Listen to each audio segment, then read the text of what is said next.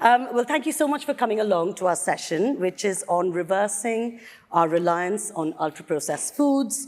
How has our food system led us to rely on UPFs, and how can we change this and subvert the system? Quick introduction. Hello, I'm Mallika Basu. I am a writer, commentator, and board advisor in food, drink, and hospitality. I have 2 published cookbooks, and I present podcasts for Good Food, and I'll be signing cookbooks at 2 o'clock in the book tent. Delighted to have with me on my panel today Sue, Chief Executive of the Food Farming and Countryside Commission. She and the organization, you're running a fascinating project, aren't you, called the Food Conversation Project, and we'd love to hear more about that later. Thank you for joining us. We then have James Kingham. Hello, James. Hi. James is Head of Innovation at Waitrose, so he's very much at the coalface, looking at both consumer behavior, but also food manufacturing and the products that they themselves stock. And of course, you have wild farmed bread now, which is very exciting. You can tell us about that later. Yep. Lulu Grimes, long-suffering editor of mine, yes, at Good Food, which, by the way, used to be BBC Good Food, so they've just given up the license, haven't you, the BBC word, and also Olive Magazine, which are published by Immediate Media Company. So very much, again, looking at consumer trends and what's happening, what the role of the media is. And Nena Foster. Nena and I work a lot. We work together a lot. She is a qualified nutritionist, a food writer and stylist, and also is a diversity and inclusion consultant. So she's very much involved in that sweet spot of nutrition, inclusion, and also what's happening with some food education and some of the skills we need in the kitchen. So look, I should probably say a few words about UPFs. I think no one in this room doesn't know what they are and why we should be absolutely terrified of them. But a few recent stats. So, you know, ultra-processed foods, of course, are highly edible, industrially produced substances. So they're not even food.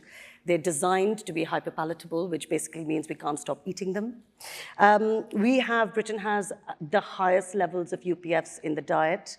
57% is for adults, but for children, it's actually 65%. And this, I don't know if you've seen the recent research from Food Foundation, but they have some stark and actually quite terrifying research on how the growth of our children in this country is being affected. And if you haven't seen it already, I'd recommend a read, and it might put you off your next junk food snack. All of this, UPFs have been linked to terrible things: obesity, chronic disease, what's known as non-communicable diseases. And in the last 2 weeks, the World Health Organization did a piece of research where they looked at the impact of alcohol, fossil fuels, tobacco, and UPFs in the same category, and they found that 25% of all mortalities in Europe can be attributed to these 4 things, which is quite shocking. So we'd love to look at how we can get things to change. And Sue, I would love to come to you first. A couple of things to say. In the last day, we've heard a lot in various tents about the link between agricultural health, environmental health, and human health. But also the project you're doing really explores some of the external factors, doesn't it? So we'd love your download on that, please. Thank you, and it's great to join you on this panel, which I think does need to be central to the conversation around regenerative agriculture. These things are, as you say, absolutely interconnected and interdependent. Food Farming Countryside Commission is very interested in the phenomenon of ultra-processed foods because we're interested in notions of food and health, better farming, better land use, but we're also interested in issues of social justice and equality. And the kinds of stats that Mallika was describing for you just there are actually even worse than they sound, as bad as they are, because the people who are most impacted by overconsumption of ultra-processed foods are the poorest in society, often the most vulnerable, and our children. So this is a really, it's almost a canary in the coal mine issue for us, because when you investigate in more detail the phenomenon of ultra-processed foods, it reveals for us all of the things that are now very wrong with our food system, with a dysfunctional food system. But it is important to say, I think, as those of you that were in the tent yesterday when Henry and Andy were talking, the food system that we've got is the food system we have designed for ourselves. We have designed a system which provides plentiful, cheap calories for as many people as possible. What we now know is that that carefully designed system has had huge, unintended, unforeseen consequences. The aspect that I just want to introduce into the conversation, and I know colleagues will bring other parts of the story in, is that one of the issues that we are now having to lean into, we're having to really face into, is the fact that, although lots of people here in other places talk about a broken food system, we have to remind people over and again that it isn't actually broken for everyone. For the people who have profited from the production of ultra-processed foods, who have, in effect, commodified and financialized food so that they can make huge profits from it, are, at the moment, doing very nicely, thank you. And when we have sought to shine a light on that in our policy work, in our campaigning work with our colleagues, talking about Anna Taylor at the Food Foundation joining us yesterday, lots of campaigning organisations have been seeking to shine a light on this over the last decade. We've often been pushed back. We've been pushed back by industry. We've been pushed back by government, who've used phrases like, look, nobody cares about this stuff. This is just a middle-class concern. Nobody wants a nanny state. We can't tell people what to eat. And in any event, we can't do anything because we're in a cost of living crisis, so we can't afford to put the price of food up. Those tropes, what I've come to call the toxic narratives about our food system, have been deployed over and over and over again to, first of all, limit scrutiny of a dysfunctional system, but also to block change in a dysfunctional system. And so after Henry's food strategy was kicked into the long grass quite spectacularly by the Prime Minister, who used that very argument, we won't be telling people what to eat, in his rejection of the food strategy, we decided that we would take on that challenge. We would take on that question. Is it true that citizens don't care? Is it true that they don't want to be told what to eat? Is it true that they're not interested in these issues? Because we didn't think so. And so for the last year, we have invested a substantial chunk of time and resource working with citizens right around the UK in a series of citizens' assemblies and other activities which bring together, in an absolute gold standard process, a real cross-section of people from our communities, and we've asked them the question, so what do we really want from food? And through that doorway, we've talked to them about food and health, food and farming, food and land use, food and climate, food and nature, but we've also talked about power and resource and voice in the food system. And what we've heard over and over and over again is that citizens do care. When citizens find out what we know about how food works, they are outraged, they are angry, and they want government to act. They want business to act. So they absolutely confront the idea that this is a middle-class obsession. And in fact, my favourite quote, many, many favourite quotes from the work, but one of my favourite quotes is this: why is it that the only people who talk to us about nanny states are the people who are literally employing nannies to look after their own children? So that's... That is a great That's quote. the starter. And it's true, do we think? Yes. That is so true. And you have a great video, don't you, Sue, which is worth a watch, yes, which we should definitely add to the mix. We have a whole series of assets. So the assets that we're creating from the food conversations, not we're writing reports and we're writing briefings, of course we are, but the assets that we're creating, and which I find profoundly moving, is citizens speaking direct to camera in their own words about what they care about and what they want to see happen. So we've got lots of versions of this from our early conversations. We've included some farmer voices now in that. And the latest is a big mashup of voices of citizens telling the new government what they want to see happen. So do have a look. We're going to carry on creating these.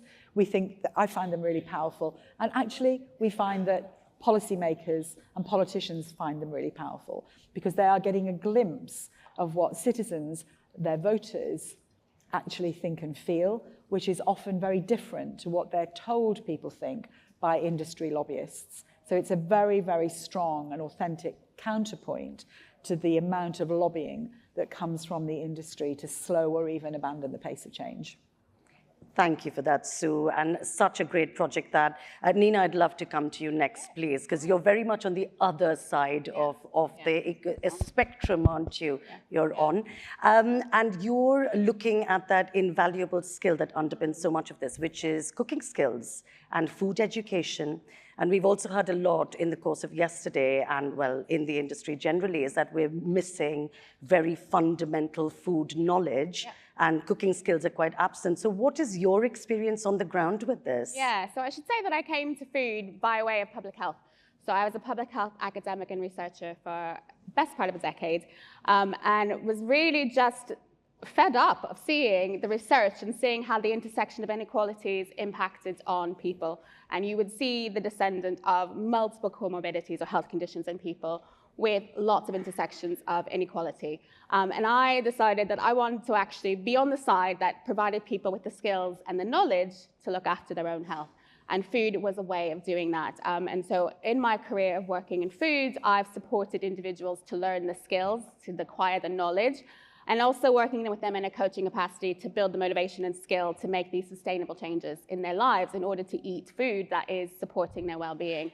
And as Sue said, when people find out what is in their food, they're quite shocked because it's a real eye-opener to realize that actually the food that we're being sold and told that's good for us, that's healthy, is in some cases the exact opposite. And to be able to give people the skills to be able to make the informed decisions about what they eat, how to prepare it, and to have that real skill set to take, a tomato and make a sauce or make a salad is life-changing for a lot of people. And I do that work with adults, but I've also done that work with children.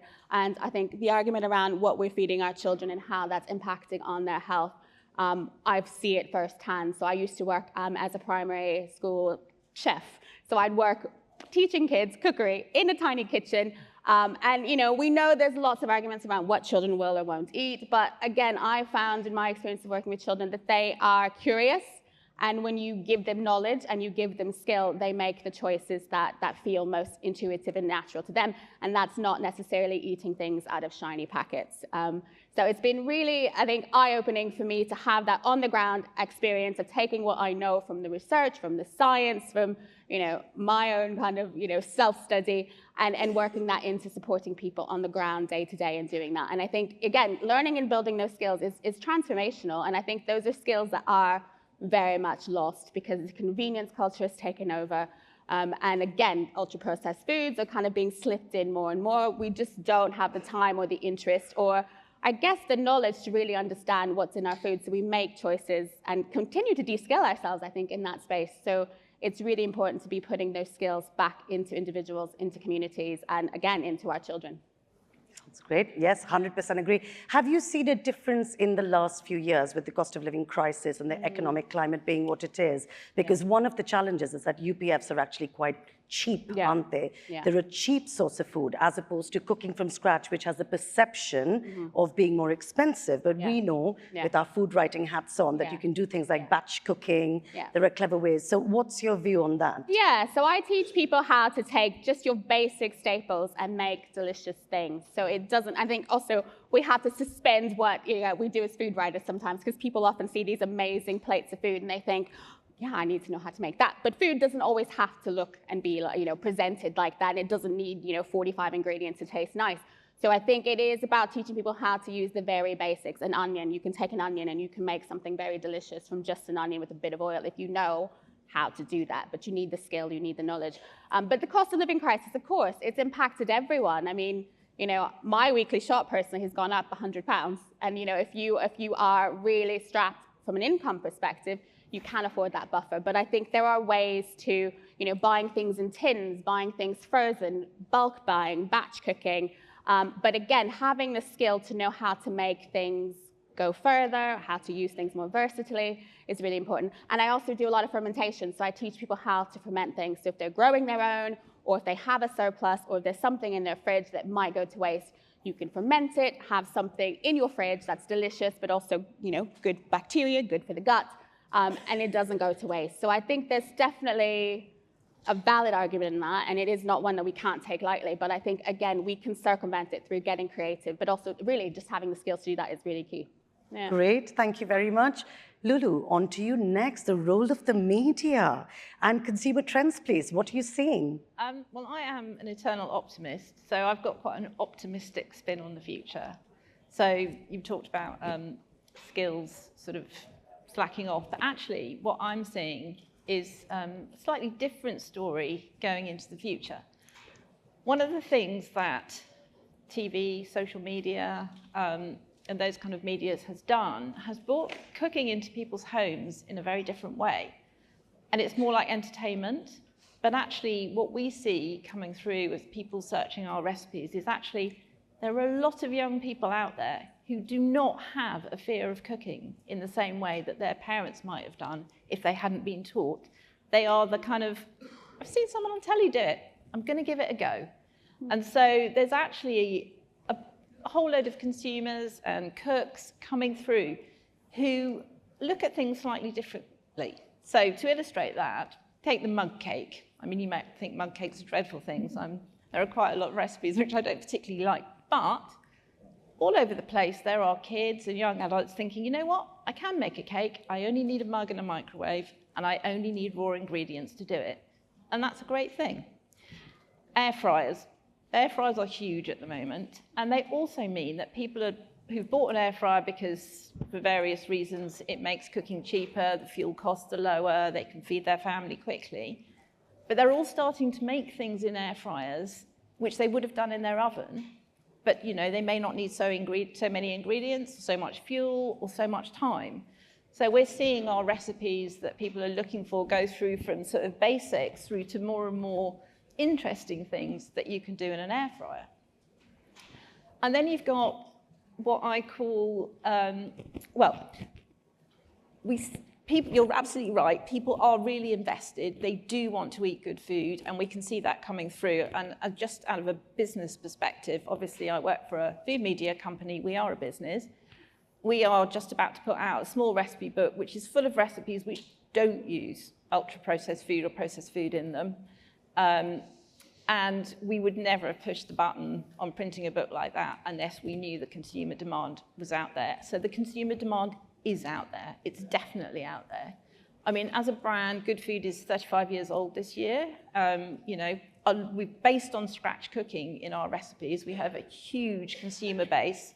You know, those people that can afford to buy a print magazine might buy a print magazine or a subscription. But actually, it's our website where a huge amount of people come to our recipes. They come from all demographics, they come from all different sort of backgrounds. They also come from different perspectives of how much money they've got to spend. So I would say that putting a hard stop on using UPFs is really difficult for people. Most people eat them without even really thinking about them. It might be a cooking sauce, it might be something you put on the side of your plate when you're having, you know, a fry-up. There's all sorts of things that count as UPFs. So telling people to stop doing everything immediately doesn't necessarily get the buy-in that you need. So you've also got to think about what the practical needs people have. You know, they're time poor, they're fuel poor, the cost of living, there's all sorts of things.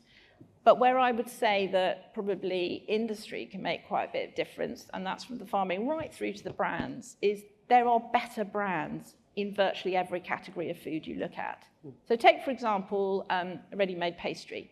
I can buy a ready-made pastry from a company which only uses 3 ingredients. but I can also buy a ready-made pastry. There's a whole list of ingredients, and that's the one I can't replicate at home. One of them is more expensive than the other, but I might choose to buy that less often.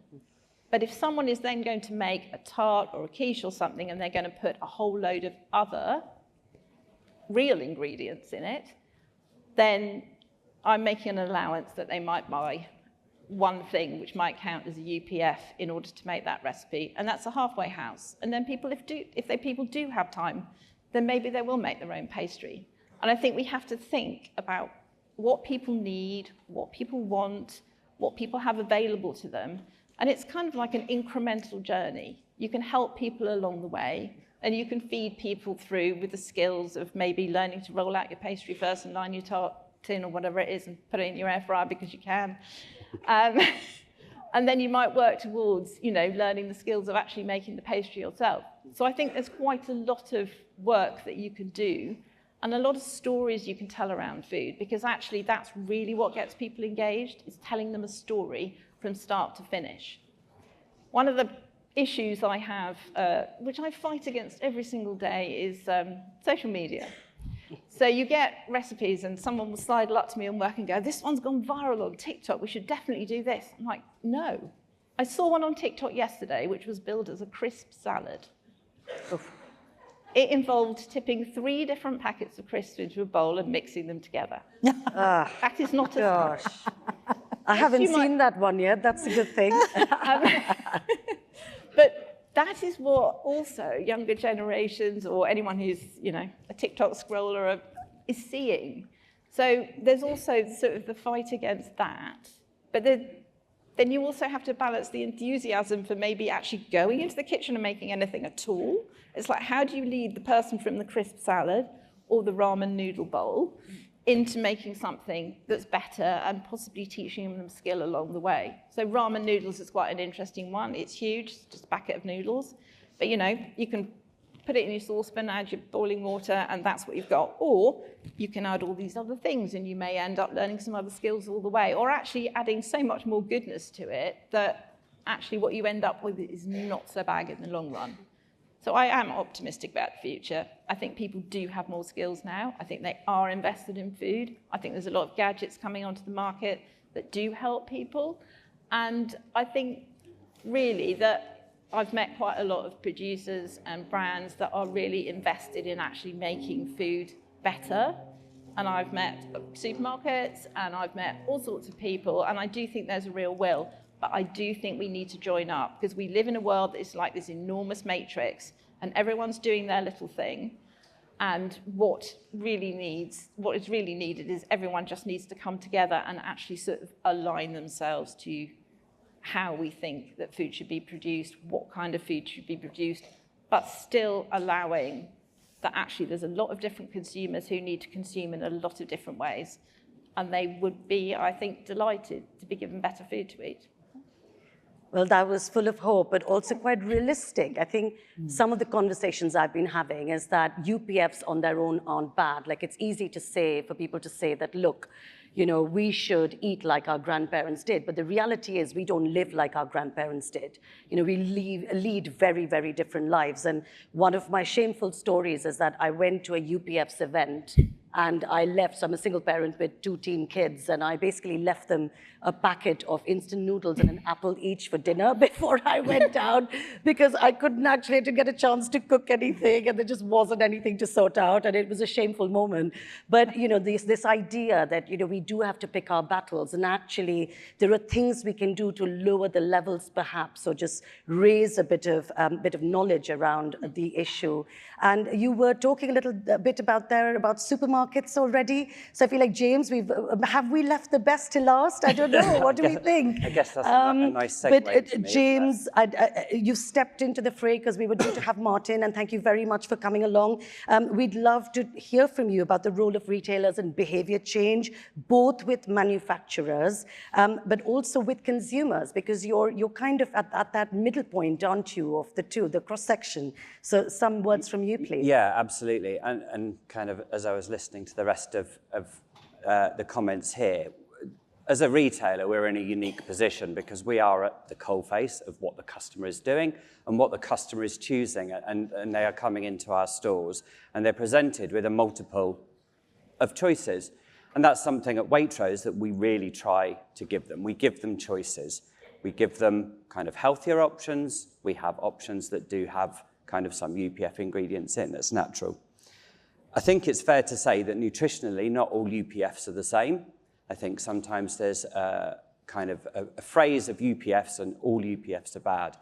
For example, a tin of baked beans or a loaf of wholemeal bread are UPF. But we both know that nutritionally, together, they make a great meal. They are filling, they're full of fiber, there's vitamins and there's minerals in there. So I think sometimes demonizing all UPFs can be a bit of a challenge. And as a retailer, that's really hard for us. We know 67% of our customers are worried about UPF. They are thinking about it, they are talking to us about it, they are commenting about it. And as a responsible retailer, we have to act on that, but equally we can't kind of demonize all the other products. Central to that for us is customer choice. So we would offer a full sugar cola drink. We also offer a 0-1 with sweeteners in, and that is allowing a customer to make a choice with, I don't want sugar in my diet, so I'm going to go down the 0 route, or I don't want sweeteners and I don't want other additives and ingredients like that, I'm going to stick to one with sugar in. And a lot of what you have talked about already about teaching people about cooking, education, I think is key. And that's where we're really lacking in this country, is where that education comes from, who's responsible for it, and how it's joined up. It's not very joined up.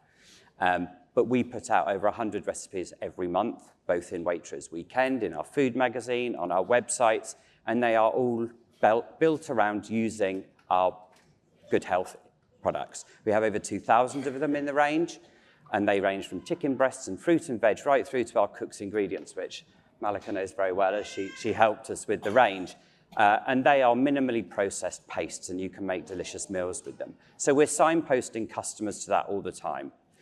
In that, when we develop products, we consider every ingredient that goes in it. We don't just throw the chemistry book at it for the sake of it. Sometimes ingredients are needed for food safety, for food preservation, for taste, and we minimize those where possible. Part of what my role as a technical innovation manager is looking for new processes and manufacturers and ingredients that can help us deliver better food, still safe, and still tasting great. So that's looking at natural extracts that can help us control yeasts and molds in cake and dips, which means we can remove the likes of potassium sorbate. And I think that is really key. And with that, we are working with our manufacturing partners. So we are pushing down from retailers, saying our consumers are demanding this. And we work with some amazing producers, and there are some amazing producers in the UK that supply all the supermarkets. And it's a two-way process. It is a two-way process, but it's listening to the customer. For us, that's the heart of it, is the customer. Absolutely, and there is lots of research now coming through, isn't it, that the recognition of UPFs, or rather the fear of UPFs, is growing. So Mintel did some research recently, which is talking about consumers actually flipping over product packs and looking for long lists of ingredients. I don't know if you've come across that as well, as a friend. Absolutely. And everything we try and do is store cupboard on the back. And you know, when you look on the back of our cottage pie, for example, you will see herbs, spices, tomato, potato, cheese, milk, all the kind of things you would use at home. I think labelling is an interesting one. Consumers really do look at the labels, and they are looking very much at the nutritional panel on the front. Obviously, HFSS legislation is in, and what we can promote and where we can promote it. But what defines an HFSS product and what sits on the front of pack in terms of red, amber, greens don't match. So I think sometimes a customer, you see a cereal bar, and over the years, the perception has been, it's a cereal bar, it's great, it's good for me, I'm having a cereal bar, I'm not having a chocolate bar. But then you look at actually the fat in it or the sugar content in it, it doesn't fit HFSS, we can't promote it, but it's still amber on pack, and the customer thinks, oh, I'm not being unhealthy. And I think there is a real disconnect here, and that's where we're kind of trying as much as we can with recipes. We know our customers are food lovers, and we're trying to inspire that even more by getting them to cook with kind of minimally processed ingredients. Great, sounds good to me. Sue, I can see you itching to say something. And this joining of the dots is a real problem, isn't it? So I've got a few questions for us before we hand over to you for questions, if you have some. But tell us more about joining the dots, because we've heard about, big food manufacturers investing in regen ag, but then where are those crops going? Yes. And how do we tie those things together? I mean, it is a big question, and I farm myself as well as running the charity, and I am concerned about where the products of my farm go.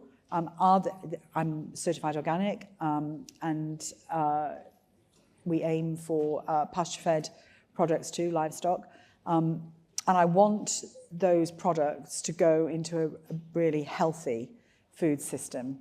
But I think I want to pick up a couple of the points that James is making there, because I think they're really important to unpick as part of the joining up question that you're asking. One of the things that citizens said to us in the food conversations, and have said to us over and over again, when they hear about how complex the issues are and how interconnected the issues are, they say, look, we cannot shop our way out of what is a national, global systemic crisis. We can't be running around Tesco's, or indeed Waitrose, at 7 o'clock on a wet Friday night trying to work out how I'm going to feed my family for a week, and be looking at packs and deciding, should I be buying local? Should I be buying fresh or seasonal, but not ultra-processed? But is this ultra-processed? And the reality is that actually there's some beans and there's some bread that are ultra-processed. That you can get a decent loaf of bread with minimal ingredients produced in a way that we could replicate in our kitchens, and baked beans, organic beans with few ingredients added, or you can buy ultra-processed bread and beans with lots of additives that don't need to be there. So I think what citizens tell us is that they expect business and government to solve the structural problems that they've created themselves and not pass the responsibility back to us as citizens to try and fix them in our day-to-day lives. We can't consume our way out of what is a structural crisis. That's great.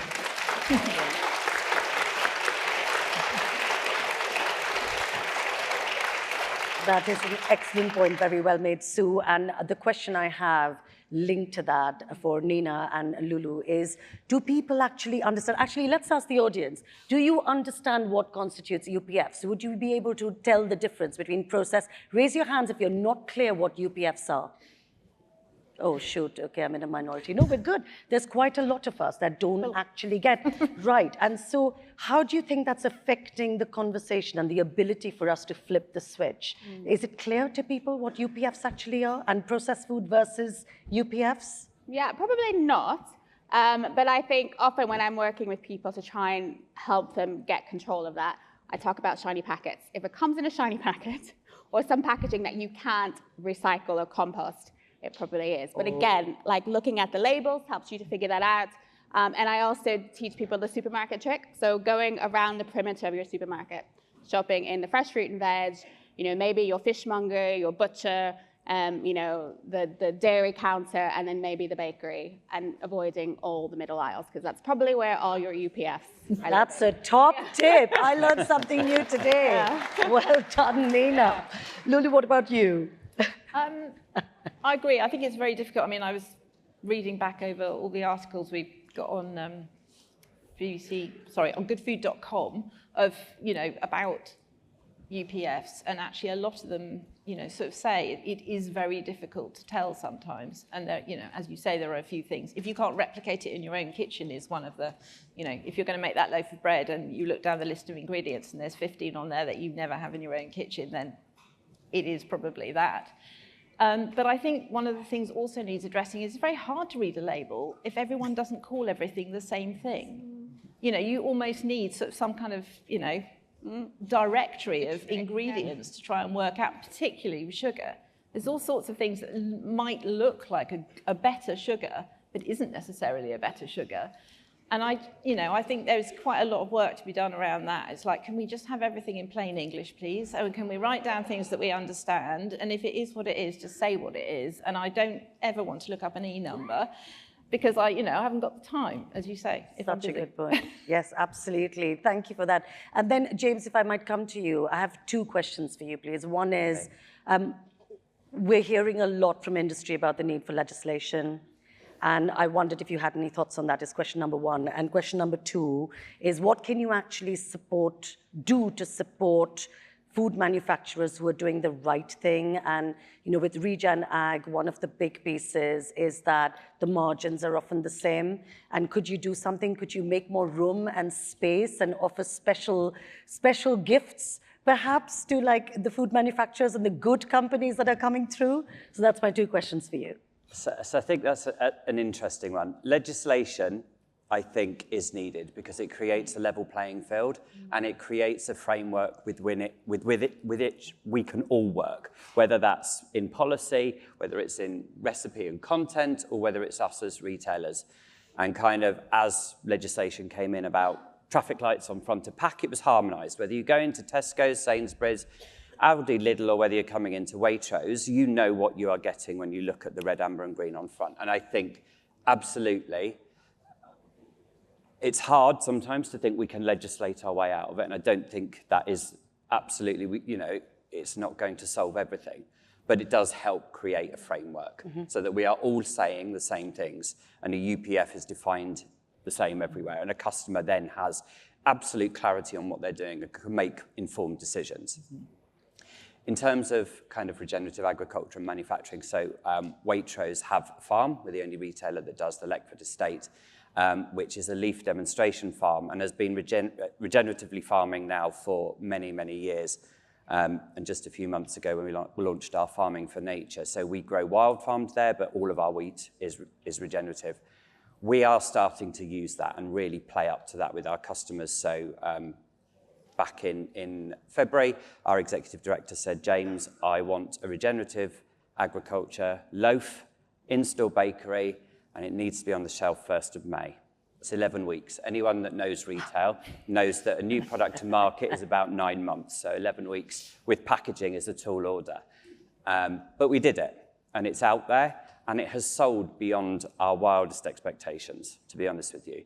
And we didn't know that the customer was going to get the regenerative agriculture message quite as much as we did. It's simple. We don't say much on pack. We just say it's about conserving water, helping nature, and farming responsibly.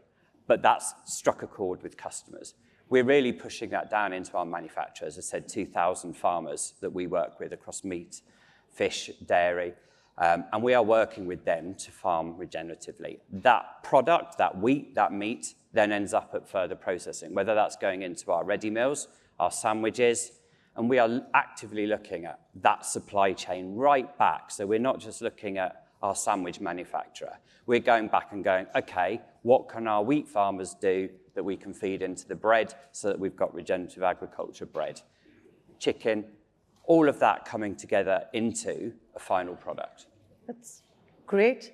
This is all sounding way more positive than I'd expected, to be honest, so this is a good thing. I'm going to nicely side-skirt the margin one, because commercials aren't my area of expertise. But that always has to be a balance between, obviously, everybody in the chain has to make money, especially farmers. And we are massively committed to that. We invested 16 million in our pig farmers when the cost of living crisis hit. So we are more acutely aware of that than most retailers. And making food affordable to everybody. We launched our new lower price campaigns, and a huge percentage of our good health products are in that range. So we are, actively trying to encourage customers to buy fresh veg, meat. I like to say, go round the edge of the supermarket, which is brilliant and very true. And if you're in a Waitrose, the far corner is the wine and beer, so you end up in a good place. Much needed, yes. But yeah, absolutely, it's about making food affordable. And I think we can all agree that, there's a lot of farmers here. Food has got too cheap in the UK, and fair prices aren't being paid in all parts of it. So I think it's really important that there's balance. Thank you very much. Sue, you had a final point to make. Did you want to say something else before we move over to questions? Well, I just wanted to support James in the point that he's making, that there are businesses who are calling for government to level the playing field, to set legally binding targets and to measure consistently We've been doing some work that's called the Hope Farm Statement. That's alongside the work we've been doing with citizens. So we are showing to government that there is a growing voice from business as well as from citizens who want government to centre food systems reform on their political agenda, on their legislative agenda, and level the playing field for a fairer, more sustainable food system. Absolutely. I mean, they talk about first mover advantage, but in fact, in areas like this, it is first mover disadvantage often. So we need to address that really, don't we? Haven't they been great, guys? Yes. So we'll go on to questions now. I will take questions. I will not take comments. And your questions need to be very short so we can get as many of them as possible into this session, if that's all right. And please be nice. Thank you. Who'd like to go first? The gentleman in the check shirt, yes? Are you all in check shirts? Bloody hell. This will be fun, won't it? The gentleman in shorts, that'll be next. Yeah. Right. Hi, everyone. When I was at school, which was quite a while ago now, we had a 2-hour lesson a week called Home Economics, where we learnt how to cook, I don't know, Victoria sponge cakes and toad in the hole and all that kind of thing, but using natural ingredients. I was quite surprised recently to find out that cooking is no longer taught in, well, not in my local schools anyway. Does the panel think this is doing children a disservice, or are they learning cookery skills from elsewhere? That's a great question. Did you want to go, Lulu? Could I just add to that to say, I have a 15-year-old daughter and a 13-and-a-half-year-old son, and they eat McDonald's every single day, and they buy cans of coffee and jammy donuts on the way to school every morning. So yes, school education. Actually, I'm just going to ask another question and then come to an answer. How many people here who have got school-age children do actually learn any cooking at school? Is there anyone? Yep. And how many people don't? So it's another point about the level playing field, isn't it? It's like it very much depends on which school your child happens to go to, and that is another thing that needs changing. So, you know, I'm quite lucky. My son is now 17, but he did learn a bit of cooking at school, and I taught him quite a lot. So he is responsible for his own dinners and has been since he was 12, because I don't have time. Yes. That's great. I think is that a good enough answer for you, that we need more of a level playing field? Yes, excellent. We want to pack as many questions. Lady in the stripy top, yes. Red and white stripy top here. Yes, in the sun with the sunglasses. Go for it.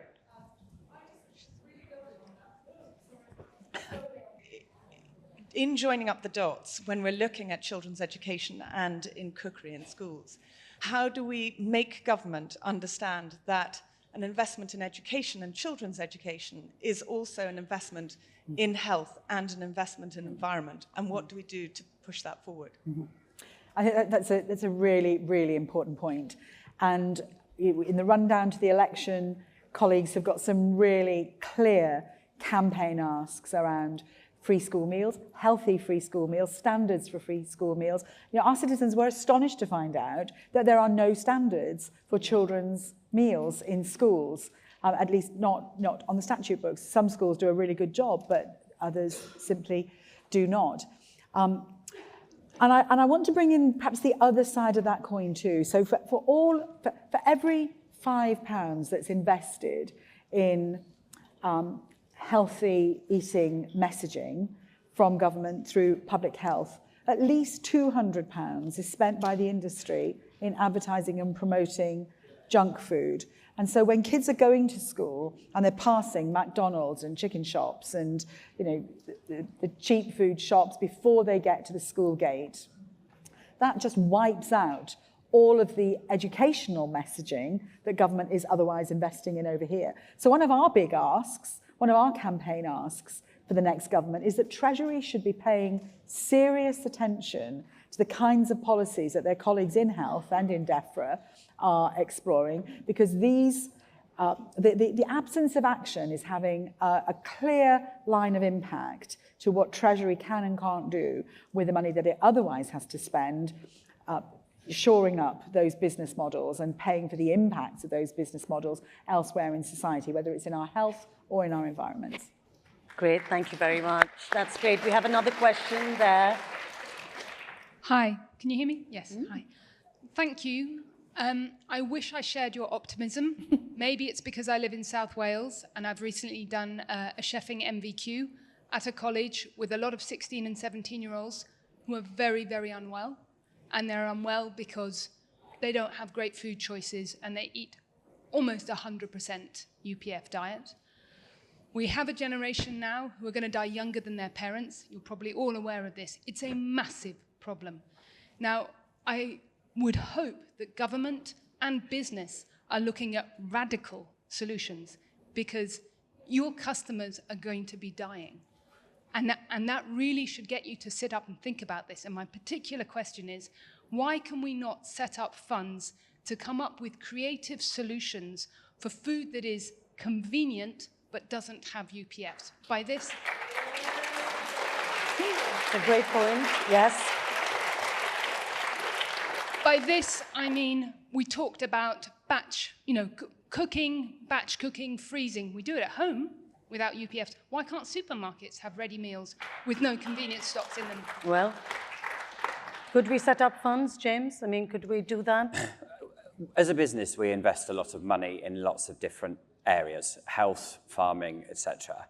I think as a retailer, we have a responsibility on health, but also we have a responsibility on free will and choice. And within that, we have different ranges that do that. We sell products that have no UPFs in, but we have to be mindful that not to be a nanny state and not to dictate to a customer. People actually really don't care sorry. about that. Sorry. Well, I'm in charge. Sorry. Sorry. What's happening here? Just saying that hiding behind choice, okay, talking about customer choice when it's actually about marketing. That time has gone. We know today we've had headlines about the fact that UPF has directly been linked to mortality and poor health outcomes. We can't hide behind those arguments. I think we're all agreed here, yes? Are we agreed? We all do what we can, and we need a fund, but yes. Excellent. Thank you. We heard from the inspirational Eddie earlier on, and he likened UPFs to smoking. And look what we've done with smoking. So my question to James is, what is stopping supermarkets from collectively pushing back against the manufacturers of UPFs, and obviously also that are taking takeaways, the whole lot? If the industry doesn't do something collectively, we can only do so much from our level. So I want to know, what is stopping you? I'm just going to say, I'd love your perspective on that too, once James has done his bit. Yes. Legislation and a level playing field. Yeah, is what is needed. Yeah. Do you think you could do more as retailers? We lobby governments, we lobby the British Retail Consortium, DEFRA, all the departments. We are involved in this and we are lobbying for it constantly. Excellent. Nena, what would happen in the current economic climate and given the levels of knowledge and education if we did start doing that? Do you have any thoughts on that?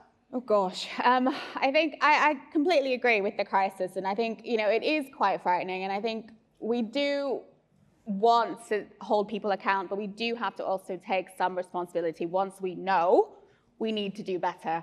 I mean, it's a very famous Maya Angelou quote, once you know better, you do better. And I think educating people so that they can know better to do better is really, really key. And that's starting from not even secondary school, but primary school. And I guess we can't rely just on schools to do it. We have to, as adults, parents, caregivers, also be instrumental in doing that. Taking children to see where their food grows, taking them to the shops and letting them see things in their rawest form, it really sparks a curiosity and love for learning about what they're eating and where it's coming from. And I think the more we can do that, the more we start to build that capacity, that capability from a very early age. Sounds good. Lulu, you had something to add. I mentioned the use of gadgets earlier. I think we also have to look at cooking in a completely different way. It may not have touched you yet, but there's a whole, sustainability and, the fuels we use to cook with. There's another big conversation coming in sideways about that. People are not using their ovens so much. They can't necessarily afford to. So if you look at the way people are taught to cook and what perceptions are of what cooking is, it can sometimes seem difficult. But if you own a slow cooker or a rice cooker or something like that, there are easier ways to cook. And there are also ways that it's very easy for your children to cook. because those things are not perceived to be as dangerous as using a gas stove or something, you know, or putting something on the hob. So we actually need to realign those kind of, we do a lot of recipes like that because we know that that's what people are doing now. So we also need to look at what we're teaching or how we're thinking of cooking in a different way as well. That's a great point. We probably have time for 2 more questions. Yes, Grace, I think that is in the back. Hi, I've got a question for James. I'm from a business called Spicebox, hoping to be listed in Waitrose. Hey, wait, are you in ultra-processed food? No. Good. Convenience food with a very simple ingredients list. Excellent. But I'm not, as this isn't a sales pitch. James, my question is, are UPFs amongst some of your most high-margin products you sell? And therefore, is there not a huge incentive for you to be selling them and pushing the sales of them? Is that an issue?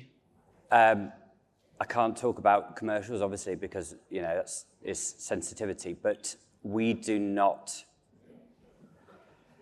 We think very carefully about what products we market and how.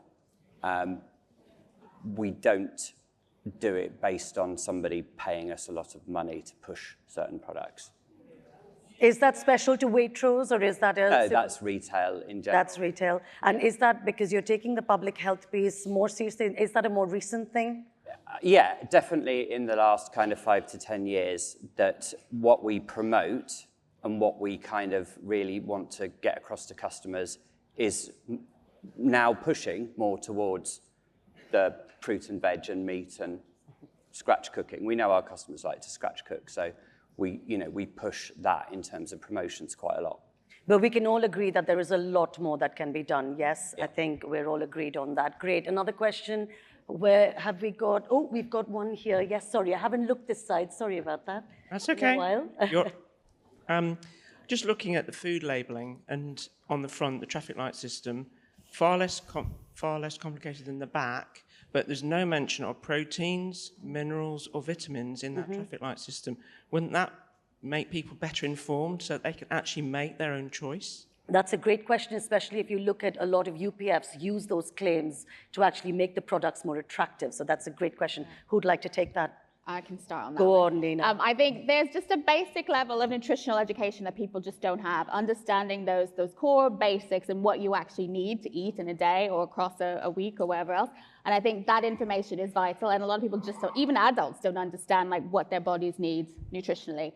So I think that labeling system could be updated and should be updated. And I was going to say earlier, a lot of the public health information around nutrition is actually quite outdated. So dated. And things that you get told even from medical professionals really needs a look at because it's not accurate. So I think the whole nutritional education system does need a revamping, and that could be more transparent to people as well. Thank you. That answers the question. Anyone else want to add anything to that, I think James? From a back of pack perspective and from a pack perspective, what goes on there is heavily controlled. If you start putting vitamins and minerals on there, the level of work and testing that has to go in to guarantee that every pack has got those levels of nutrition becomes quite costly, and the product's then price has to go up. So for example, we test a lot to make sure that the protein, the fat, the salt and everything matches. As soon as you become a nutritional product, whether that be a multivitamin or a health claimed product, the level of testing and due diligence and factory control that goes in naturally adds in a lot of complexity and cost, which is, it's a balance. It's a balance between what the customer will pay for that information. That's interesting to note. One last question, I think. We've got something. Now, you're happy to chat to people afterwards, aren't you? You've got to dash, but you are around later. I'm around for the rest of the day. Fantastic. And the rest of you are happy as long as everyone's nice, yeah? It's just, as long as everyone's nice. Otherwise, you don't mind people being rude. You can be rude to Nena, that's fine. I'll be fine. And I can take a challenge. One last question. Yes, we've got one there with the mic. Go for it. Hi, all right. We're led to believe by supermarkets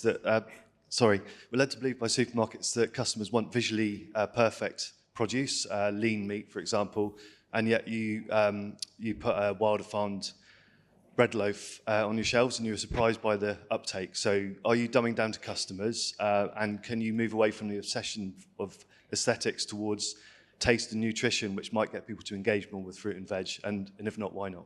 So Great. aesthetics. But you cheated. That's 2 questions there, but fine, we have to do it. We have to wrap up. So yes, we sell wonky fruit and veg. We fully appreciate that we don't want bananas that are too small or carrots that are wonky to go to waste. We also use a lot of that within our manufacturing. So where farmers are growing for us, and the veg isn't maybe what we would put in a bag on the shelf, it goes off to a food manufacturer and is turned into a pasta sauce or into a ready meal. In terms of the wild farmed, no, we weren't surprised. What we were surprised at was that the customer really took on board regenerative agriculture, because to a lot of customers at the moment, they don't really know what it means. There has been some mainstream media, but they're still not quite sure what it is. And I think what took us by surprise was that actually the message did resonate, and that they thought, do you know what? I like this. It's a keen price point as well. I'll point out £2.50 for an ISB loaf is good. But yeah, we were and weren't surprised. We know our customers are discerning, and we know that they understand a lot. But it was the message that was so simple that they went, do you know what? I like that. And it's the repeat purchase. That's interesting on its own. I'm going to have to end here. You've been great. Can we please give a round of applause to the panelists? You've been absolutely great. And thank you so much. And enjoy the rest.